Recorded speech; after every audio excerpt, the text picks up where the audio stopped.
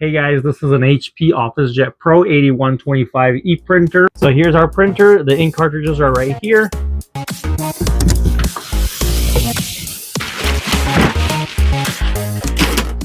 Three different ways you can connect to this printer: through the USB port, Ethernet cable, and wirelessly. It comes with enough ink for about 3 months, and it is instant ink program ready. You can also just buy your own ink cartridges when you run out. You don't have to use the instant ink.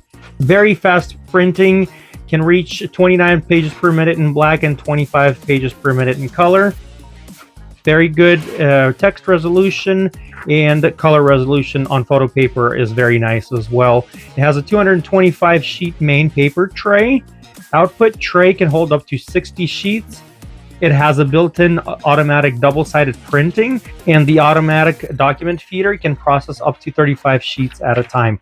That's for copying and scanning. It's got a really nice 2.7-inch colored touchscreen control panel. Works great with the HP Smart app for wireless printing, scanning, copying, and fax, and is supported by Apple and Android tablets and phones. This is a great printer with great features, beautiful appearance, durable, reliable, and overall a great printer that will last.